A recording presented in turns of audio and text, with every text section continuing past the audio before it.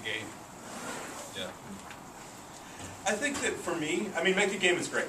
For me, it was, and you can read all the books and you can do, but for me, I think a big thing was get to conferences. I was an AI person, so there were AAAI had symposia in AI and games or AI and interactive entertainment. Eventually became the AID conference, AI and interactive digital entertainment. Go to GDC if you can. Go to Boston Postmortem if you can. Obviously, you can go to Boston Postmortem. It's right here. It's free. And meet people in the industry, talk to them, and that's really where I learned a lot about things, and also made contacts that turned out to be useful later on. Yeah. I think sort of as a hybrid of both of those answers, make games and make them with people. There are so many opportunities now with Xbox Live and PlayStation 2 network, just to make a game out of your bedroom, and make it with a friend. Get someone to do the coding and someone to do the story and someone to do the audio, because then you never know if that game might possibly take off. Like if you look at Minecraft, that just is absolutely huge now. The game isn't even finished, but this guy has thousands and thousands of players. And also, you never know where the people you work with are going to end up. So if you made some little rinky-dink game with some dude that went on to work at a big gaming company, when they need to hire someone, definitely better to work with an old friend than to go through the hiring process of someone new. I'll change my 2-word answer to a 3-word answer. Instead of make games, make good games.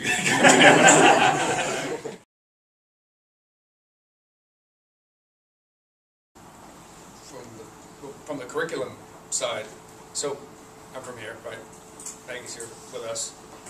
We always kind of wrestling with the changes that are always going on in the industry in the broadest sense, and most recently, if you can call it that, the last 5 years, the downfall of the dominance of the big major publishers and the developers, first party, third party, and flipping all around to being microtransactions, social online gaming, 1 or 2 or 3 guys or girls getting together and making big hits. You don't need these massive AAA $150 million budget, 300 staff teams anymore to make successful games. So the whole industry's kind of turned on its head again. It's always in constant change and flux. So the problem is, as a student, forget about as a director of a program or faculty trying to design the curriculum to teach you all to be ready to work in the industry, right? So as a student, you say, well, what am I taking, and is it going to be relevant when I get out of here in 4 years? So if I was a student, I would say just be really aware of what's going on out in the industry. Going all the conferences, reading all the proceedings, Gamma Sutra, all that kind of stuff. Read everybody's blog and find out exactly what's going on, literally kind of month to month, and what the trends might be. I couldn't tell you what's going to be going on 3 years from now, much less 4 years from now. So if you get all these crazy ideas, and it's just so easy to make and publish games now as an individual or a small team, you got to do that for sure, just to get your chops, and because your 12th game is going to be way better than your first game, probably, right? So iterate like crazy. But we talk a lot about being well benefited by team dynamics and just being mature and knowing how to time manage yourself and others on a team, because it's so collaborative, right? It's amazing. Talk about don't make games by yourself. So in the game world, at least from my point of view, sort of divides people into people that actually make the games into artists, programmers, and designers. And all of those subdivide down. So like I'm an AI programmer, never trying to do graphics. And so, animators are a subcategory of artists. I can only really talk about programmers because that's what I do.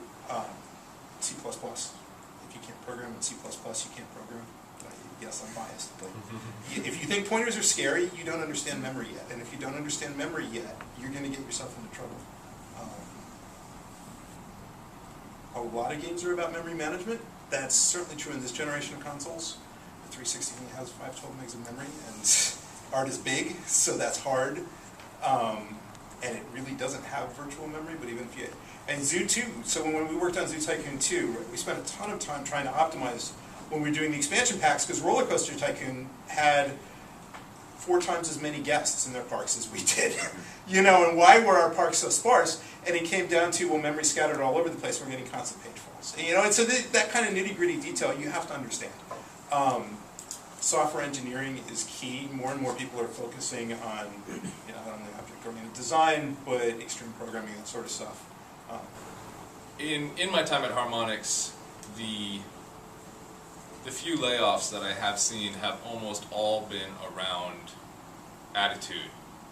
And I think this probably extends to any job, but definitely in the game industry, it's a collaborative environment, and it can be a really fun environment. But you know, any sort of collaborative, creative environment where you are making a end product, you have to learn how to let go of your ego. You know, you're going to have an idea, but then you need to divorce yourself from that it's your idea, because it might not be a great idea. It might be a great idea, it might not be a great idea. It might be a great idea that doesn't work in this particular game. And somebody is going to say, nah, we're not going to do that. And if you throw a fit about that, it's just going to waste everybody's time and make people not like you. And if you do that enough times, you're not going to work there anymore. So, you know, if there's something that you don't care that much about, then when somebody disagrees with you, maybe you change your mind. But if it's something that you're passionate about, it's really hard to step back. And, you know, and artists have to learn how to take constructive criticism. I think a lot of other people never really learn that skill.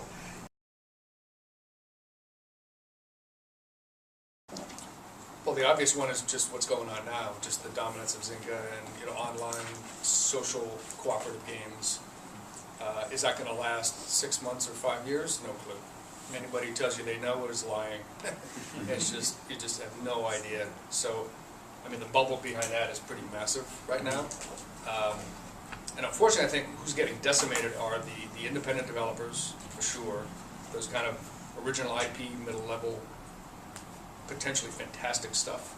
Because the huge studios are still like Hollywood, hit-driven, right? They'd rather established IP, let's pay $200 million for the Harry Potter license and crank out a Lego title on that, you know. We sold 5 million copies of Iron Man, which was the worst game I ever played. Yeah, so there you go. And we made the game in a year, which is... wow. Yeah, avoid franchises like the plague. Yeah, I mean, unless you want to make money, in which case... Yeah, well, yeah, take the money and run.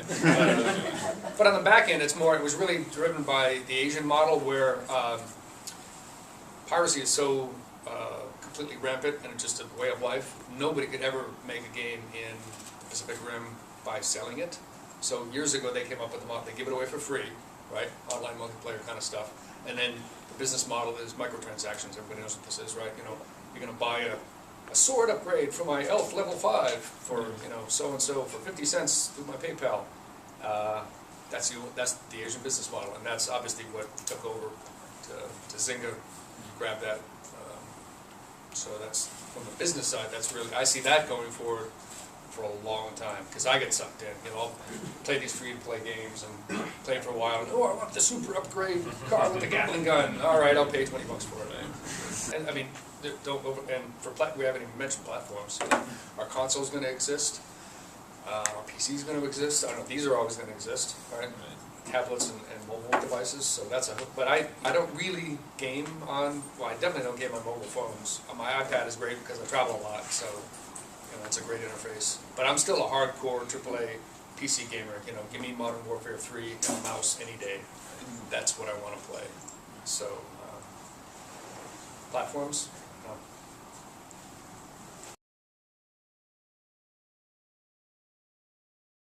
Well, at Harmonix, we have pretty short game development cycles, typically about a year, but usually that's because we're iterating on something we already have the tech for. Even if it's a first title, like, you know, I mentioned that before. Guitar Hero, we made Frequency and Amplitude, which was basically all of the tech we needed to make Guitar Hero. Just give it, you know, a facelift and add new features, and then, you know, going to Rock Band. It was just break it out for more instruments, add the vocal tech that we already actually had from making the Karaoke Revolution games for Konami. And also, during the whole like Rock Band 1, Rock Band 2 time, that was when we were in direct competition with Guitar Hero, which was oddly enough also our title. But since that was Activision and they had 1,000 people working on these, they were pumping out 3 or 4 Guitar Hero titles a year. So just to not be completely obliterated, we had to put out a new something every 6 months, which I think actually hurt both franchises, having to just constantly be competing. I mean, I really liked Rock Band 2, but honestly, I think we should have just waited and Rock Band 3 should have been Rock Band 2, but we needed to release something, to stay visible in the market. So yeah, pretty short development cycles for us, but certainly not typical. The answer is, I'd say unless you work for Blizzard or Rocket, but even if you work for Blizzard, which is always shorter than you. Yeah. Right. I mean, games in the longer you can work on it, and when you're in it and you're passionate about it, it's like, but we could just make it so much cooler if we could just have another 2 months. This is so stupid. Why are they pushing out the door? When the answer is because the marketing is hard, right? I mean, in many ways, I think the best game I worked on is Kohan 2. It sold 25,000 copies. Why? Because we screwed up the marketing. Among other reasons. There were other reasons too, including releasing at the same time as much larger scope real-time strategy games.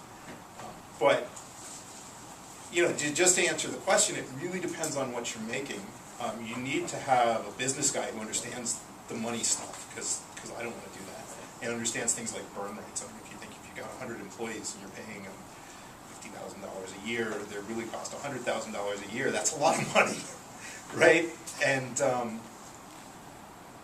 Zynga, for instance, I have a friend who works at Zynga. Their dev cycles are very fast, a few months often. Iron Man, if you're thinking boxes on shelves, which are the kinds of games I made, Iron Man took a little over a year. That's the fastest I ever heard of. They had to ship because they had to do a movie release date, obviously. I think of a typical game development cycle as 2 years. It's probably maybe stretching out a little more now.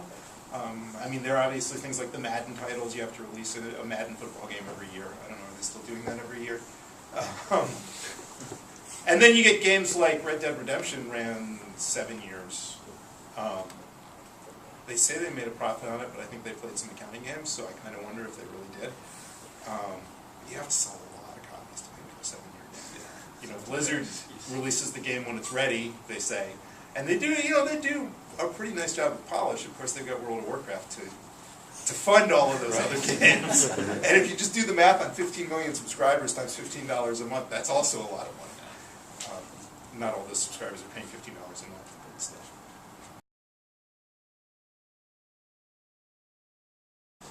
Sure. I mean, I think that can change drastically from one situation to another.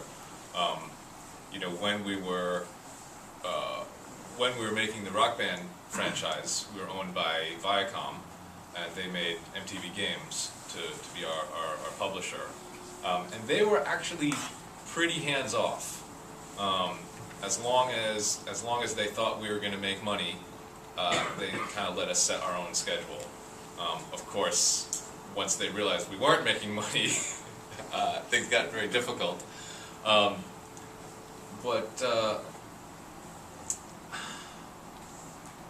Yeah, I guess I'm having a little trouble answering the question because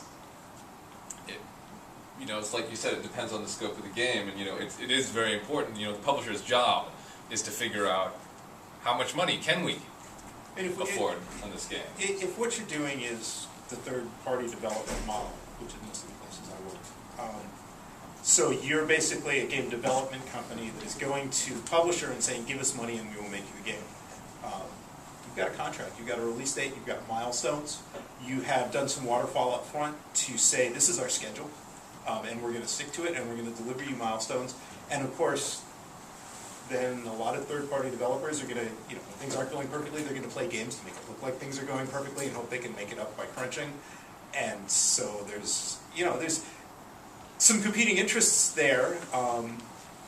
And that can make publishers very distrustful, which is part of the reason why there are fewer and fewer opportunities to do that. You get very passionate about the game. At the same time, you have to ship something. A developer would never ship it, right? It's their baby. It's like a mommy with her kid. She'd never send them off to college, right? You're never going to let your baby go. You can always make it better, and you have to ship something, and somebody has to make sure that you make money. You know, the whole thing is, as much as it's uncouth to think about it, at the end of the day, there is no game development if there is no money. So, As a producer, I always like to remind people about the golden rule. He who has the gold yeah. makes the rules. Something like, Yeah. in 2001, I heard the statistic that 7 out of 8 games lose money. I'm guessing that it's gotten worse since then, and that 8th game makes all of the money, it keeps the industry afloat. So, you know, from the point of view of a publisher, they're constantly going, is this the 8th game? Is this the 8th game, right? You know?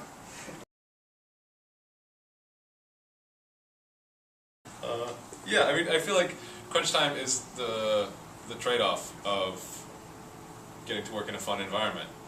Harmonix, Harmonix is the only company I've ever worked at, but as far as I can tell, Harmonix is an extremely fun and easygoing environment, and we've had some pretty brutal crunches. Nowhere near as bad as like, Blizzard and some of these big companies that just have people crunching for months and then switching to other projects that are still crunching.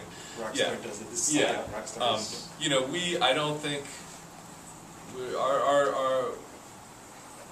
the longest crunch I ever experienced was like 2 months, and that's pretty rough. But if you like your coworkers and you actually care about the game, yeah, you don't have a girlfriend, or your girlfriend works with you. your girlfriend isn't too bad, but if you don't have a kid. Right, not having a kid is important. I mean, do your game development while you're young. I've actually had a lot of fun crunching. To me, as long as I know it's coming, and I can clear up my schedule, it sort of feels like summer camp. It's like, yeah, we're just hanging out, and we're all here all day, all the time, sleepovers. Yeah, you get really silly after working, So 10, 14-hour days in a row. You're just making jokes all the time, and it's a weird phenomenon because you're putting in like time and a half all the time, but you're not actually getting time and a half work. You're not getting work and a half out of it. You lose a lot of productivity, but it's sort of just what naturally happens because everything has to come together at the very end. And it's usually, what do they say, like, 50% of the game gets finished in the last 90% of the schedule. But the fact of the matter is, if you want to be a professional, you want to be successful, there's a reason why you're salaried, right? A professional job, there are people that want to go to work and do their job so they can make some money so they can feed their kids, and then they want to go home. And that's fine. There's nothing wrong with being a good craftsman, and there are people who work in programming that way and are good craftsmen. There's nothing wrong with that.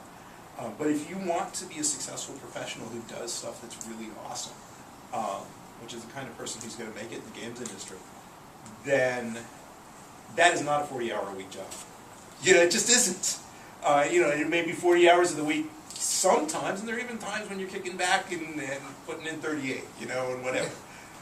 But at the same time, the games industry does crunch really badly.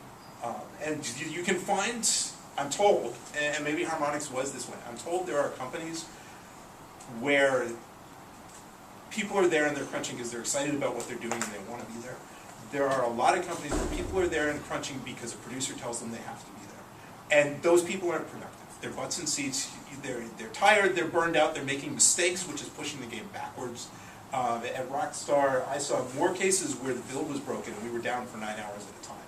The whole team is down for 9 hours at a time because somebody did something stupid in San Diego, which was the main studio, and checked it in. Because they were working, they were working a lot more hours than we were working. We were working too many hours. And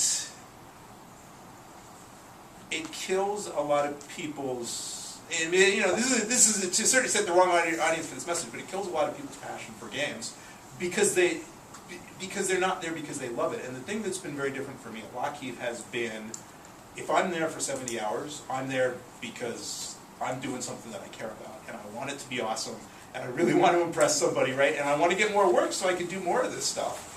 And if I don't go, then it's going to be less awesome, and it'll still ship, we'll still get paid for it, it'll be okay, but it'll be less awesome.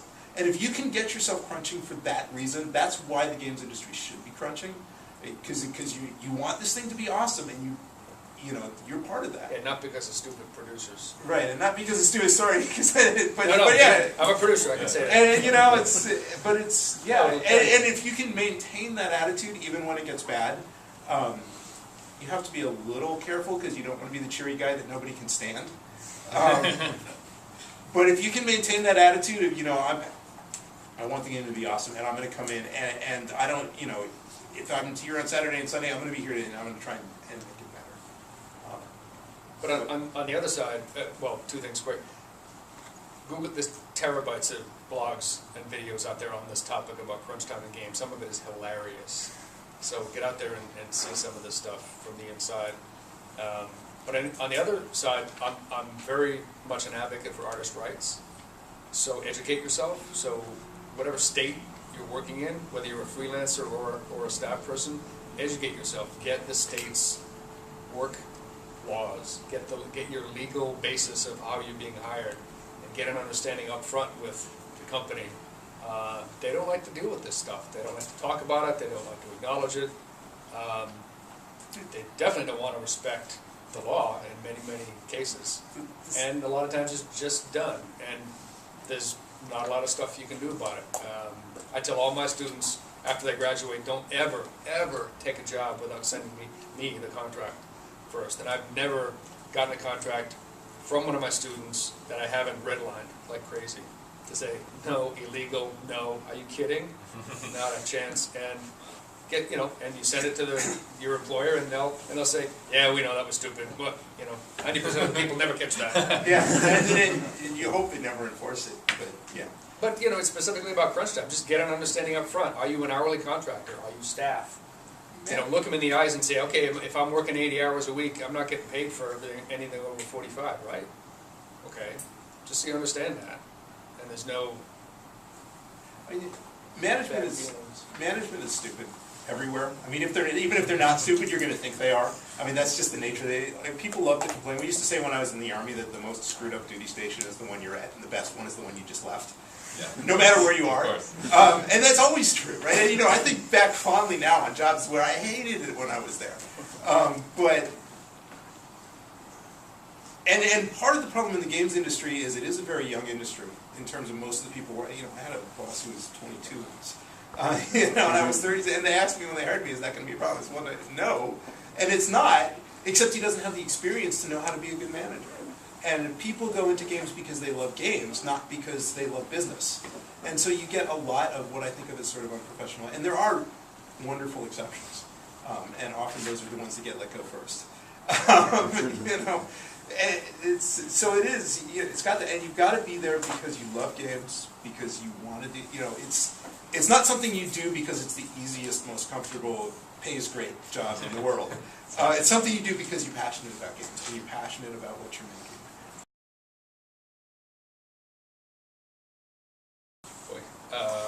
Yes to everything in the first part. Yeah. Okay. Especially as a designer, but only if it's excellent, right? Because on the one hand, as a designer, you've got to show you become pretty aware, if not pretty good, at a lot of different things. Because there's a lot of different kind of designers, a lot of roles of designers, a lot of hierarchy and breadth now, where it used to be, the designer, right, god of the game. But it's much more broad than that now. So depending on what kind of designer you're talking about, but the more you know about world history and politics and balance and art and science and gameplay and just everything all over a lot of liberal arts. It's the whole kind of Renaissance man kind of thing. But the stuff that you put forward to prove that you know about all that has got to be excellent. Really, really, really good. Yeah, I think I was going to say almost exactly the same thing. All that stuff sounds good, but what have you got that's really cool, right? And what can you talk about? Why it's cool and what you like about it, and and you can put it up and show it. I don't know a lot about the designer hiring process. I'm not really sure where designers come from. They're just there. But usually they're hired before the programmers, so they've been there longer than me. But Oh, Yeah. speaking of that, sorry to interrupt though, quick segue, the thing about hiring designers is a good point. A lot of places don't actually hire designers, they're homegrown, Yeah. so you'll end up having to get a job as something else and Sure. improve yourself. I've heard that. I'm told that, pro tip, I'm told that Turbine's QA is actually pretty good about going from QA. Many companies aren't, I'm told that Turbine is good about getting from QA into other parts of the company. And you don't want to put too much up there, because they're not going to look at it all, right? I mean, if I'm a busy person trying to get a game out the door, I'm going to look at what I'm getting, a couple of things, and that's got to hit, right? And that's got to make me say, okay, this kid, I want him. Get him in for an interview. And then it's all, the interview is crucial of can you sell that it's cool, why it's cool, what your thought process was building it, that kind of stuff. I imagine is really what I'd be looking at. Yeah, definitely agree with both those points, and just if you are actually applying to a specific company, take 5 minutes even just to tailor your resume to that company. And especially starting off, I mean, if you're at a really small game company, everybody has 2 or 3 or 4 roles anyways, and it can also be a great opportunity to figure out, oh yeah, I like both these things, but this is what I'm really passionate about. And then even beyond that, just understanding the process. Yeah, maybe you're into design and art, but you're working as a designer. But then when you have to interface with the artists, you know exactly what they're doing. You can speak their language and figure out I'm going to tailor this design to what our the art capabilities are. So The more cross-disciplinary you can be, the more successful you can be. Because from another angle, it's about job security, right? Especially in larger companies that have product cycles. If you're just a really badass medium polygon modeler, and that job is done, and the next one doesn't ramp up for 9 months, then you're gone, right? Yeah, that's. But if you're also a pretty fair animator or a good conceptual artist or XXX, you can just roll on and help out.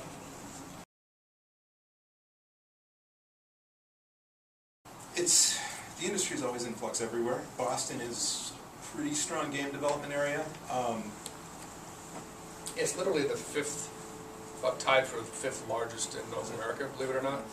And it's been interesting because I've seen a lot of companies go under. On the other hand, I don't know a lot of game developers out of work.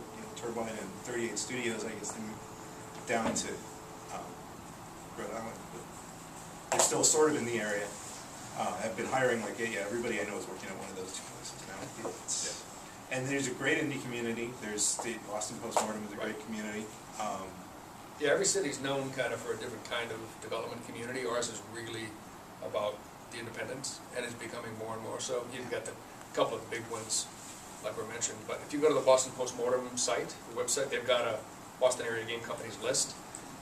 It's not just developers, but it's middleware and all kinds of other related. But there's 60 or 70 companies out there, within an hour's drive.